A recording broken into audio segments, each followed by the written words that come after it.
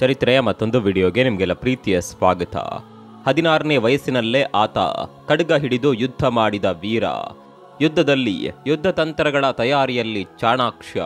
ತಮ್ಮ ರಾಜ್ಯದಲ್ಲಿ ಪ್ರಜೆಗಳಿಗೆ ಕಷ್ಟ ಬಾರದಂತೆ ಮಹಿಳೆಯರ ಕ್ಷೇಮ ರಕ್ಷಣೆಯನ್ನ ಕೋರುವ ಮಹಾನುಭಾವ. ಸತಿ ಸಹಗಮನ ಪದ್ಧತಿ ರದ್ದುಗೊಳಿಸಿ ಹೆಣ್ಣು ಮಕ್ಕಳ ಕೈಯಲ್ಲಿ ಅಣ್ಣ ಎಂದು ಕರೆಸಿಕೊಂಡ ಪುಣ್ಯಾತ್ಮ. ಮರಾಠ ಸಾಮ್ರಾಜ್ಯವನ್ನೇ ಸ್ಥಾಪಿಸಿ ಮೊಘಲ್ ಸಾಮ್ರಾಜ್ಯದ ವಿರುದ್ಧ ರಣಕಹಳೆ ಮೊಳಗಿಸಿದಾತ. ಆ ವೀರನ ಹೆಸರೇ ಧೈರ್ಯ ಪರಾಕ್ರಮಕ್ಕೆ ನಿದರ್ಶನವಿದ್ದಂತೆ. ಆತನೇ ಶಿವಾಜಿ ರಾಜ ಭೋಂಸ್ಲೆ, ಆತನೇ ಛತ್ರಪತಿ ಶಿವಾಜಿ. ಸ್ನೇಹಿತರೆ, ಈ ವೀರನ ಯಶೋಗಾಥೆಯನ್ನ ನೀವೆಲ್ಲರೂ ಕೇಳಿದ್ದೀರಿ. ಆತನ ಕೆಚ್ಚೆದೆಯ ಕಥೆಯನ್ನ ಎಷ್ಟು ಹೇಳಿದ್ರು, ಅದೆಷ್ಟು ಬಾರಿ ಕೇಳಿದ್ರು ಕಡಿಮೆಯೇ. ಇಂದಿಗೂ ಅದೆಷ್ಟೋ ಯುವಕರಿಗೆ ಆತನೇ ಸ್ಫೂರ್ತಿ. ಇವತ್ತಿನ ಈ ವಿಡಿಯೋದಲ್ಲಿ ಶಿವಾಜಿಯವರ ಕುರಿತಾದ ಒಂದಷ್ಟು ಮಾಹಿತಿಯನ್ನ ತಿಳಿದುಕೊಳ್ಳೋಣ ಬನ್ನಿ.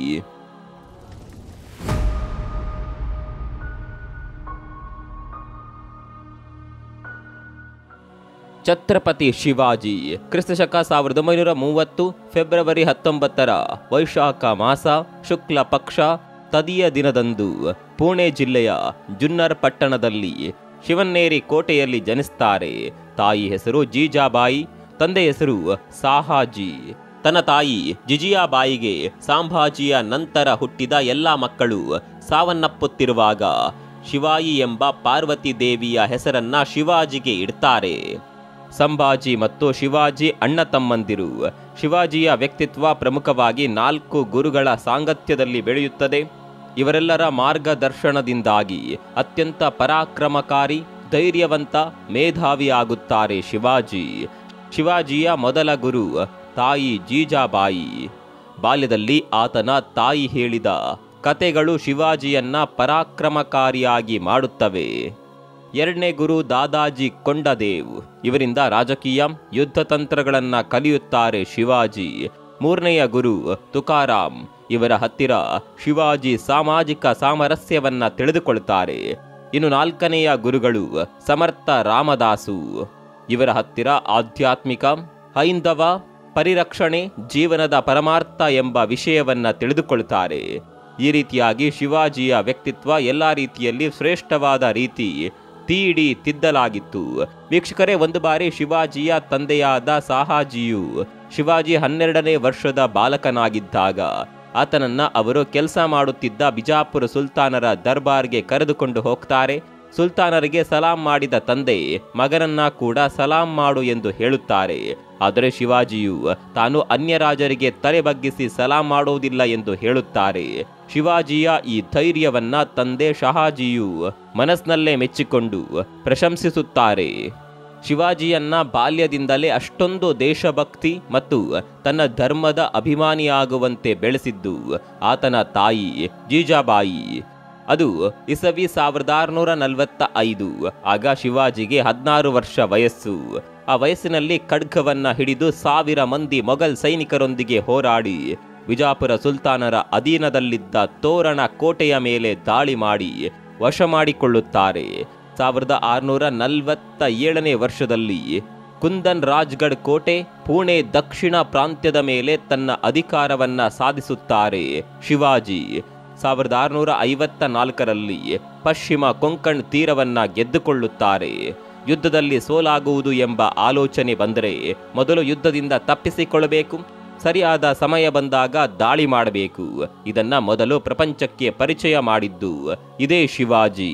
ಇದನ್ನೇ ಗೆರಿಲ್ಲಾ ಯುದ್ಧ ಎನ್ನುತ್ತಾರೆ. 1659ರಲ್ಲಿ ಬಿಜಾಪುರ ಮಹಾರಾಜನ ಕೋಪ ತಾಪ ಮಿತಿಮೀರಿ ಹೋಗುತ್ತದೆ. ಇದಕ್ಕೆ ಕಾರಣ ಶಿವಾಜಿ. ಅಂದು ಶಿವಾಜಿ ಎಂಬ ಆ ಯುವರಾಜನ ವಿರುದ್ಧ ಬಿಜಾಪುರ ಸುಲ್ತಾನ ಯುದ್ಧವನ್ನ ಪ್ರಕಟಿಸುತ್ತಾನೆ. ಆದರೆ ಸಾವಿರಾರು ಸೈನಿಕರೊಂದಿಗೆ ಬಂದಿದ್ದ ಆ ಸುಲ್ತಾನನ ಮೇಲೆ ಯುದ್ಧ ಮಾಡಲಾಗದು ಎಂದು ಮೊದಲೇ ಗ್ರಹಿಸಿದ ಶಿವಾಜಿ ಯುದ್ಧವನ್ನ ಮುಂದೂಡುತ್ತಾನೆ. ಅದಾದ ನಂತರ ಆ ರಾಜ ಸಂಧಾನಕ್ಕೆ ಕರೆಯುತ್ತಾರೆ. ಶಿವಾಜಿ ಸಂಧಾನಕ್ಕಾಗಿಯೇ ಒಂಟಿಯಾಗಿ ಹೋಗುತ್ತಾನೆ. ಪ್ರಮಾದ ತಪ್ಪುವುದಿಲ್ಲ ಎಂದು ಮೊದಲೇ ಗ್ರಹಿಸಿದ್ದ ಶಿವಾಜಿ ನವೆಂಬರ್ 10ರಂದು ಅಫ್ಜಲ್ ಖಾನ್ ನನ್ನ ಕೊಲ್ಲುತ್ತಾರೆ. ವೀಕ್ಷಕರೇ, ಶಿವಾಜಿ ಎಲ್ಲ ಮತದವರನ್ನ ಗೌರವದಿಂದ ನೋಡುತ್ತಿದ್ದವರು. ತನ್ನ ರಾಜ್ಯದಲ್ಲಿ ಮುಸ್ಲಿಂ ಸಹೋದರರನ್ನ ಕೂಡ ದೊಡ್ಡ ದೊಡ್ಡ ಹುದ್ದೆಗಳ ಆಸನದಲ್ಲಿ ಕೂರಿಸಿದಾತ. ಗುಡಿ ಗೋಪುರಗಳ ಜೊತೆಗೆ ಅನೇಕ ಮಸೀದಿಗಳನ್ನ ಕೂಡ ಕಟ್ಟಿಸ್ತಾರೆ. ಶಿವಾಜಿ ಸೈನ್ಯದಲ್ಲಿ 1/3 ಭಾಗ ಮುಸ್ಲಿಮರು ಕೂಡ ಇದ್ರು. ಅದಲ್ಲದೆ ಪ್ರಮುಖ ವಿಭಾಗಗಳಾದ ಆಯುಧ ವಿಭಾಗಕ್ಕೆ ಹೈದರ್ ಅಲಿ, ನಾವಿಕಾದಳ ವಿಭಾಗಕ್ಕೆ ಇಬ್ರಾಹಿಂ ಖಾನ್, ಮದ್ದುಗುಂಡು ವಿಭಾಗಕ್ಕೆ ಸಿದ್ದಿ ಇಬ್ರಾಹಿಂಗೆ ಅಧ್ಯಕ್ಷ ಪದವಿ ಜವಾಬ್ದಾರಿಯನ್ನ ಕೊಟ್ಟಿದ್ರು ಶಿವಾಜಿ. ದೌಲತ್ ಖಾನ್ ಮತ್ತು ಸಿದ್ದಿ ಖಾನ್ ಪೂರ್ತಿ ಸೈನ್ಯಕ್ಕೆ ಸೈನ್ಯಾಧ್ಯಕ್ಷರಾಗಿದ್ರು. ವಿಶೇಷ ಏನಂದ್ರೆ ಶಿವಾಜಿ ಅಂಗರಕ್ಷಣೆಯಲ್ಲಿ ತುಂಬಾ ಪ್ರಮುಖವಾದ ವ್ಯಕ್ತಿ. ಅದಾನಿ ಮೊಹಾತಾರ್ ಇವನು ಶಿವಾಜಿಯನ್ನ ಆಗ್ರಾ ಕೋಟೆಯಿಂದ ತಪ್ಪಿಸಿಕೊಳ್ಳಲು ಪ್ರಮುಖ ಪಾತ್ರ ವಹಿಸುತ್ತಾನೆ. ಶಿವಾಜಿ ಮಹಿಳೆಯರ ಕ್ಷೇಮವನ್ನ ಕೋರಿಕೊಳ್ಳುತ್ತಿದ್ದವನು. ಇದಕ್ಕೆ ಒಂದು ಒಳ್ಳೆಯ ಉದಾಹರಣೆ ಅಂತ ಇದನ್ನ ಹೇಳಬಹುದು. ಶಿವಾಜಿಯ ಸೈನಿಕರು ಒಮ್ಮೆ ತುಂಬಾ ಸುಂದರವಾದ ಮುಸ್ಲಿಂ ಯುವತಿಯನ್ನ ಬಂಧಿಸಿ ಬಲವಂತದಿಂದ ಕರೆದುಕೊಂಡು ಬಂದು ಶಿವಾಜಿಯ ಮುಂದೆ ಹಾಜರುಪಡಿಸುತ್ತಾರೆ.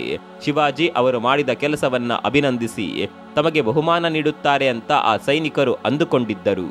ಆದರೆ ಶಿವಾಜಿ ಸೈನಿಕರಿಗೆ ಎಚ್ಚರಿಕೆ ನೀಡಿ ಆ ಯುವತಿಯ ಮುಂದೆ ತಾಯಿ ನಮ್ಮ ಸೈನಿಕರು ಮಾಡಿದ ತಪ್ಪನ್ನ ಕ್ಷಮಿಸು ಎಂದು ಕೇಳಿಕೊಂಡು ರಾಜ ಲಾಂಛನವನ್ನ ನೀಡಿ ಸಕಲ ಗೌರವ ಮರ್ಯಾದೆಗಳೊಂದಿಗೆ ಆ ಯುವತಿಯನ್ನ ಮನೆಗೆ ಸುರಕ್ಷಿತವಾಗಿ ಕಳಿಸಿಕೊಡ್ತಾರೆ.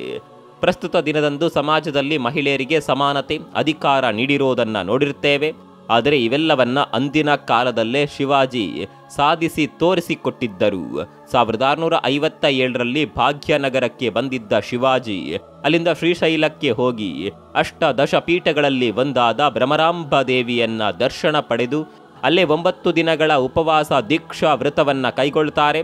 ಅದೇ ಭ್ರಮರಾಂಬ ದೇವಾಲಯದಲ್ಲಿ ಶಿವಾಜಿಗೆ ಅತ್ಯಂತ ಶ್ರೇಷ್ಠವಾದ ಖಡ್ಗವೊಂದು ದೇವರ ಅಣತಿಯಂತೆ ಸಿಗುತ್ತೆ. ಇದನ್ನ ಇತಿಹಾಸಕಾರರು ಈ ರೀತಿ ವರ್ಣಿಸಿದ್ದಾರೆ. ಅಂದು ಶಿವಾಜಿಗೆ ಅಮ್ಮ ಪ್ರತ್ಯಕ್ಷವಾಗಿ ನಿನ್ನ ತಲೆ ನನಗೇಕೆ, ನಿನ್ನ ಅಗತ್ಯತೆ ಈ ದೇಶಕ್ಕೆ ತುಂಬಾನೇ ಇದೆ, ನಿನ್ನ ಮೇಧಸ್ಸು ಶಾಸ್ತ್ರ ಪಾಂಡಿತ್ಯವನ್ನ ಧರ್ಮರಕ್ಷಣೆಗಾಗಿ ಉಪಯೋಗಿಸು ಎಂದು ಹೇಳಿ ಅಮ್ಮ ಶಿವಾಜಿಗೆ ಒಂದು ಖಡ್ಗವನ್ನ ಕಾಣಿಕೆಯಾಗಿ ನೀಡಿದ್ಲು ಎಂದು ಇತಿಹಾಸಕಾರರು ಉಲ್ಲೇಖಿಸುತ್ತಾರೆ. ಮುಂದೆ ಶಿವಾಜಿಯು ತನ್ನ ಶೇಷ ಜೀವನವನ್ನ ಧರ್ಮರಕ್ಷಣೆಗಾಗಿ ಉಪಯೋಗಿಸುತ್ತಾರೆ. ಸತಿಸಹಗಮನ ಪದ್ಧತಿಯನ್ನ ನಿಷೇಧ ಮಾಡ್ತಾರೆ. ಜಮೀನ್ದಾರಿ ಮತದಾರಿ ಪದ್ಧತಿಯನ್ನ ರದ್ದುಪಡಿಸ್ತಾರೆ.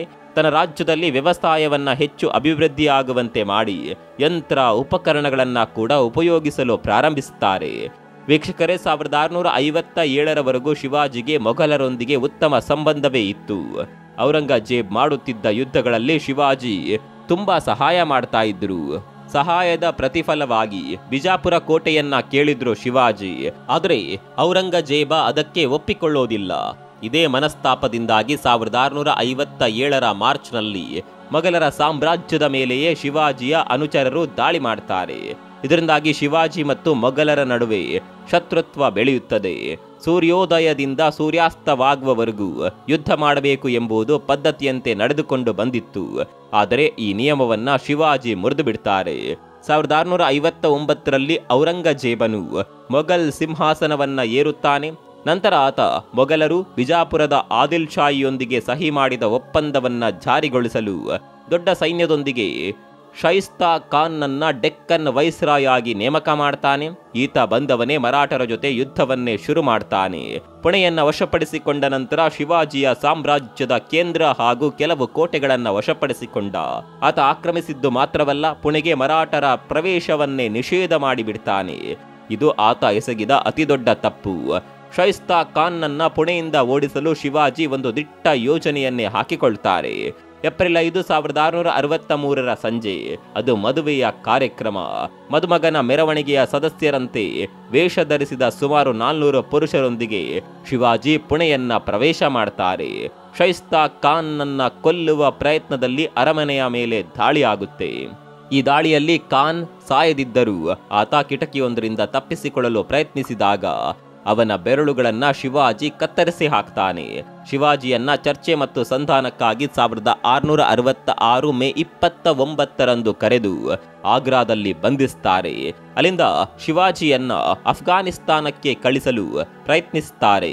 ಆದರೆ ಅದನ್ನ ತಿಳಿದುಕೊಂಡ ಶಿವಾಜಿ ಅಲ್ಲಿಂದ ತಪ್ಪಿಸಿಕೊಂಡು ಹೋಗ್ತಾರೆ. 1684ರಲ್ಲಿ ಜೂನ್ 6ರಂದು ಆನಂದನಾಮ ಸಂವತ್ಸರ ಜ್ಯೇಷ್ಠ ಶುದ್ಧ ಗುರುವಾರದಂದು ಕ್ಷತ್ರಿಯ ಕುಲದ ವಂಶಸ್ಥ ಸಿಂಹಾದೀಶ್ವರ ಶಿವಾಜಿ ಮಹಾರಾಜರಾಗಿ ಶಿವಾಜಿಗೆ ಪಟ್ಟಾಭಿಷೇಕ ನಡೆಯುತ್ತೆ. ಶಿವಾಜಿಯನ್ನ ನಾಶ ಮಾಡಬೇಕು ಅಂದುಕೊಂಡಿದ್ದವರಿಗೆ ಶಿವಾಜಿಯ ಎರಡನೇ ಹೆಂಡತಿ ಸೌರಹಾಬಾಯಿ ಆಯುಧವಾಗಿ ಬದಲಾಗುತ್ತಾಳೆ. ಶಿವಾಜಿಗೆ ಇಬ್ಬರು ಮಕ್ಕಳು. ಮೊದಲ ಹೆಂಡತಿಯ ಮಗ ಸಂಭಾಜಿ, ಇನ್ನು ಎರಡನೆಯ ಹೆಂಡತಿ ಮಗ ರಾಜಾರಾಮ್. ಶಿವಾಜಿ ಸಂಭಾಜಿಯನ್ನ ಹೆಚ್ಚಾಗಿ ಪ್ರೋತ್ಸಾಹಿಸುತ್ತಿದ್ದ. ಶಿವಾಜಿ ಸಾಮ್ರಾಜ್ಯದಲ್ಲಿ ಸಂಭಾಜಿಯ ಮಾತುಗಳು ಹೆಚ್ಚಾಗಿ ನಡೆಯುತ್ತಿದ್ದರಿಂದ ಅದನ್ನ ನೋಡಿ ಸಹಿಸಿಕೊಳ್ಳಲಾರದೆ ಸೌರಹಾಬಾಯಿ ಶತ್ರುಗಳ ಜೊತೆ ಸೇರಿಕೊಳ್ಳುತ್ತಾಳೆ. ಹೀಗಿರುವಾಗ ಒಂದು ದಿನ ಶಿವಾಜಿಗೆ ರಕ್ತವಾಂತಿಯಾಗಿ ನೋಡುತ್ತಿದ್ದಂತೆ ಶಿವಾಜಿ ಹಾಸಿಗೆಯ ಮೇಲೆ ಕುಸಿದು ಬಿದ್ದು ವಿಧಿವಶರಾಗುತ್ತಾರೆ. ಶಿವಾಜಿಯ ಮೇಲಿನ ಅಸಮಾಧಾನದಿಂದಲೇ ಅವನ ಎರಡನೇ ಹೆಂಡತಿ ಸೌರಹಾಬಾಯಿ ವಿಷವನ್ನ ಹಾಕಿ ಸಾಯಿಸಿದಳು ಎಂದು ಕೆಲ ಇತಿಹಾಸಕಾರರು ಹೇಳುತ್ತಾರೆ. ಆದರೆ ಅದಕ್ಕೆ ಯಾವುದೇ ನಿಖರವಾದ ಪುರಾವೆಗಳಿಲ್ಲ. ಶಿವಾಜಿಯ ಅಂತ್ಯ ವಿಷಪ್ರಾಸನದಿಂದಲೇ ಆಯಿತೆ, ಇಲ್ಲ ತೀವ್ರ ಅನಾರೋಗ್ಯದಿಂದಲೇ ಆಯಿತೆ, ಇದು ಇಂದಿಗೂ ಕೂಡ ನಿಗೂಢ. ಸ್ನೇಹಿತರೆ, ಭಾರತದ ಮಹಾನ್ ರಾಜರ ಪಟ್ಟಿಯಲ್ಲಿ ಶಿವಾಜಿಯದ್ದು ಅತಿ ಶ್ರೇಷ್ಠವಾದ ವ್ಯಕ್ತಿತ್ವ. ಶಿವಾಜಿಗೆ ಶಿವಾಜಿಯೇ ಸರಿಸಾಟಿ. ಈ ಬಗ್ಗೆ ನಿಮ್ಗೇನನ್ಸುತ್ತೆ? ಕಾಮೆಂಟ್ ಮಾಡಿ.